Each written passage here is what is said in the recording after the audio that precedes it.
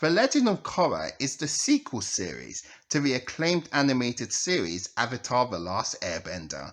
The reception of the show has ranged from being good, but not as good as the original series, to being absolutely amazing and one of the best animated series of all time, to being something of a real disappointment and nowhere near as good as the original series in any way. So, what do I think of Legend of Korra? Well, join me as I talk about the series in each of its seasons. Before I get started, I guess I should talk a bit about the original Avatar series first. The show is absolutely amazing.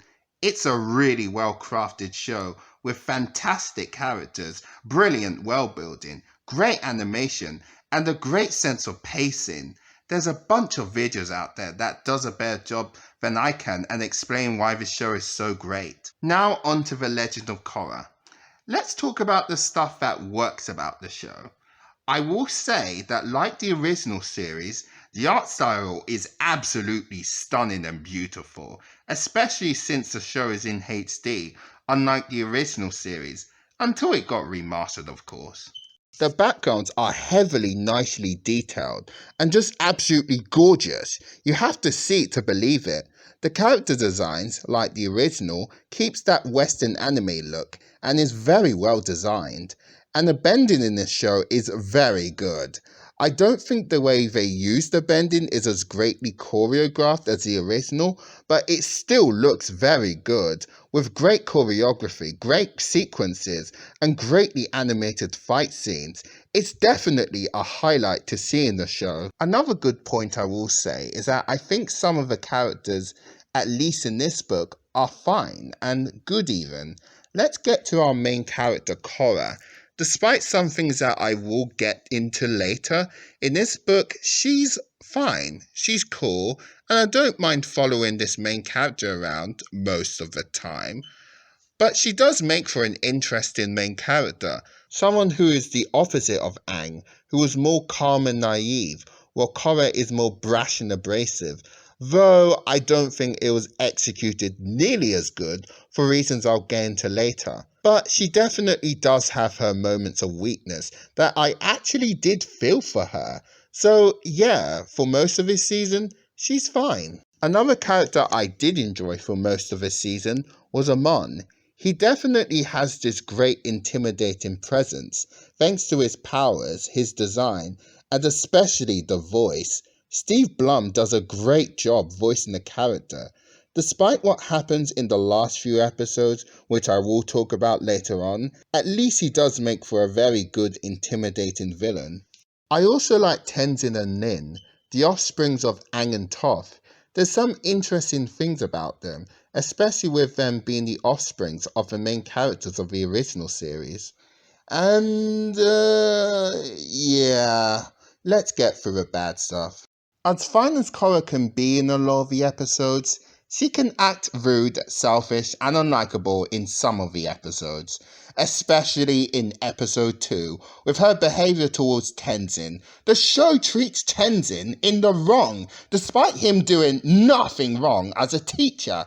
He was being fair to Korra during the episode. The second episode should have focused on Tenzin actually pushing Korra during his airbending lessons, and then Korra calling out on Tenzin, not this stupid pro-bending tournament, a tournament that we don't know much on how it actually works from the start, making it very hard to get invested in it.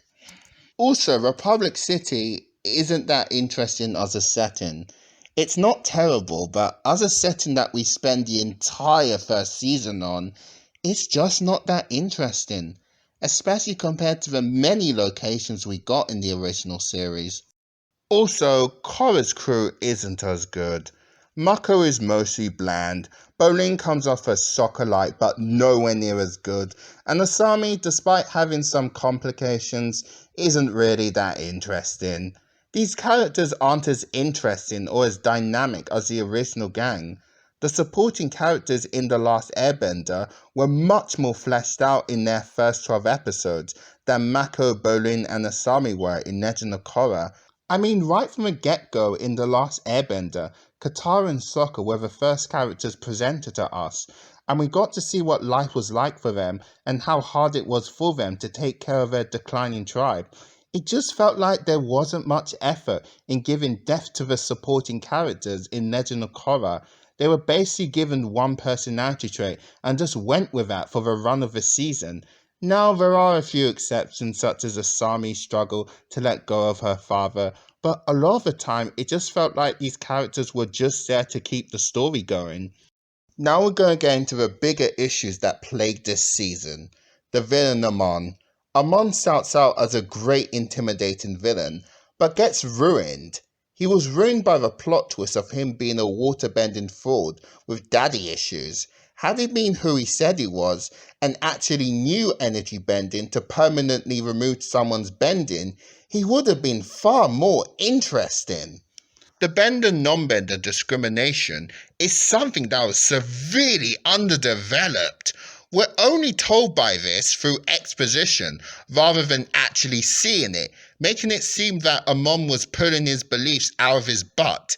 And if that was the point, they really should have conveyed it better. Like, I don't know, not having a bunch of people showing up to the rally.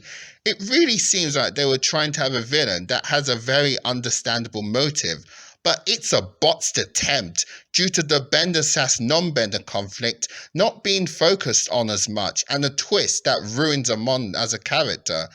The backstory he gave at the start of a Bender killing his family made much more sense and would have given him a much more interesting motivation than the backstory they gave. They also waste time on pro-bending and a stupid, shallow romance rather than developing parts of the story that needed to be developed. While the romance wasn't the strongest part of the original series, it felt a lot more natural there and wasn't in the way of the story. Also, why did they even introduce pro bending? A sport that they don't give actual kind of introduction on the rules and how it's played, and is kind of inconsistent in the rules of the game. It makes it seem like they were writing as they went along. This makes it hard to get invested in the game. Plus, it's wasted time that could have been developed onto Korra actually trying to learn airbending and the bender non-bender conflict. Speaking of which, they dropped Korra's airbending arc until the final episode, making the scene where she finally airbends feel like a complete Deus Ex Machina. Her airbending arc was severely underdeveloped.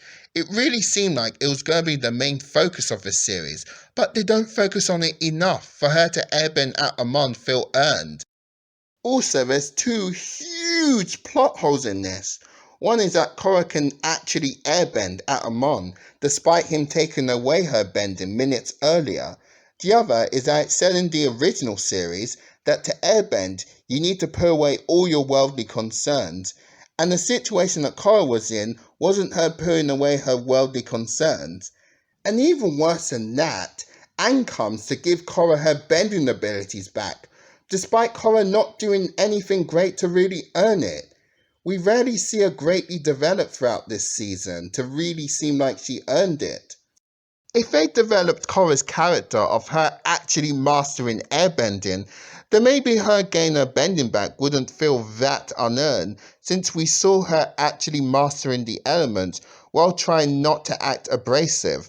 But no, they focused on pro bending and the stupid romance, stuff that really didn't need to be there.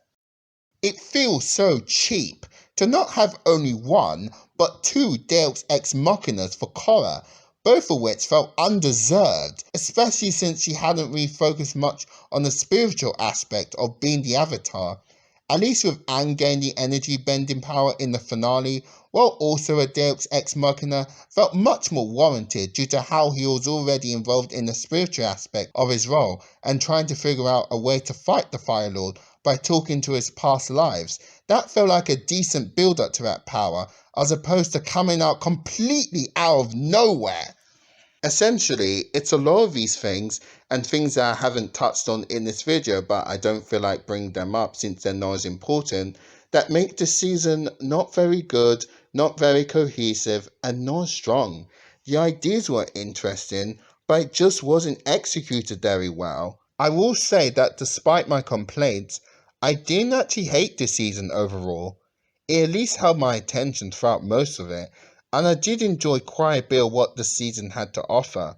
The beautiful background, the great fight scenes, and some of the characters were enough to hold my attention, even keep me entertained, despite knowing that this could have been a lot better. So overall, I'd give The Legend of Korra Book 1 a 6 out of 10. Not an awful start, but not a great one either. But I'll tell you this, it's a lot better than Book 2. Goodbye.